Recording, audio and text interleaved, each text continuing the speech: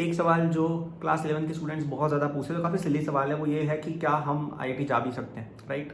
और ये question 12th class के बच्चों से सुनने में थोड़ा ठीक लगता है, क्योंकि उन लोग का एक साल जा चुका है और वो लोग ये बातें जब सोचते हैं ना कि अरे यार अब तो नहीं होगा, तो वैलिड भी है वो बातें कुछ हद तक, राइट। उनका वो फियर वैलिड है, आपका फियर ही इनवैलिड नहीं है। इट इज़ लाइक कि आपने किसी स्पोर्ट की आप कोचिंग कर रहे हो और आपने उस स्पोर्ट की कोचिंग के बीच में स्टार्टिंग में ही आप बोल रहे हो कि भाई मेरा सिलेक्शन होगा कि नहीं होगा इंटरनेशनल में। यार बिल्कुल हो सकता है, it's about how much you work.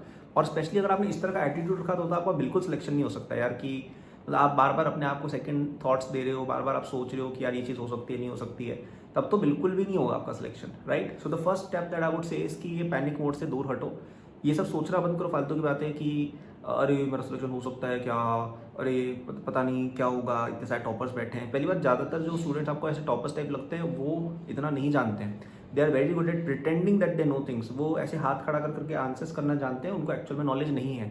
वो उन लोगों ने क्या किया कि जब 9th 10th में थे तो उन्होंने कोई छोटी मोटी कोचिंग ज्वाइन करके अपना कुछ कुछ 11th के टॉपिक सीख लिए और वो रट लिए और आपके सामने वैसे उठते हैं। आप एक बार 11th आधी फिनिश होने दो, आप सेंटर ऑफ मास तक पहुंचो, आप जीओसी तक पहुंचो, ठीक है, आप स्ट्रेट लाइन तक पहुंचो, आपको दिखेगा कि ज़्यादातर ये जो बच्चे थे अब चुप हो जाएंगे, क्योंकि उनको चीज़ें आती ही नहीं है और इनफैक्ट वो अब पीछे होने लगेंगे, क्योंकि उनको पहले कॉन्सेप्ट समझने में 2-3 साल लग गए और अब नए कॉन्सेप्ट को समझ नहीं पा रहे हैं। सो ऐसा कुछ भी नहीं है कि बाकी स्टूडेंट्स आपसे बहुत ज़्यादा जानते हैं। Don't think about all of that.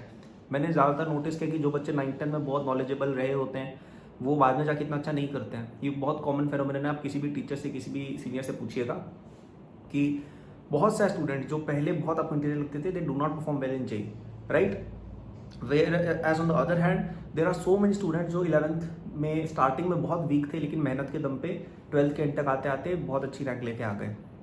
So you can be one of दो स्टूडेंट्स, ठीक है। आपको जेई के पेपर में 50 to 60% लाने पर बहुत बेहतरीन आईआईटी मिल जाती है, तो आप इस पर ध्यान दो कि आप आईआईटी के पेपर में 50 to 60% या उससे अबव कितना ला सकते हो।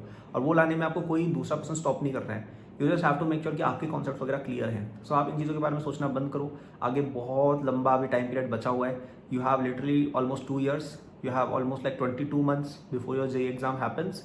So that's a huge amount of time and you will get a great rank.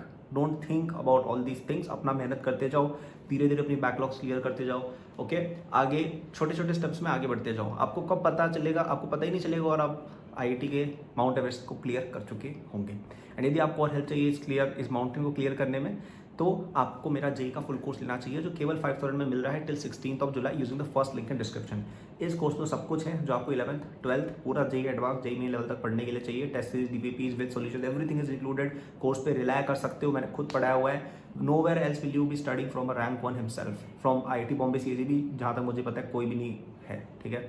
So you will love it, it will be very beneficial for you and it is self sufficient. आप उस course पे rely कर सकते हो, तो जाओ description में उसको परचेज करो और अपनी बैकलॉग्स फटाफट से क्लियर करके अपनी फेवरेट आईआईटी की तरफ बढ़ो, ओके। सो या that was video, thank for watching, like subscribe कर सकते हो। Don't lose hope, please keep studying hard.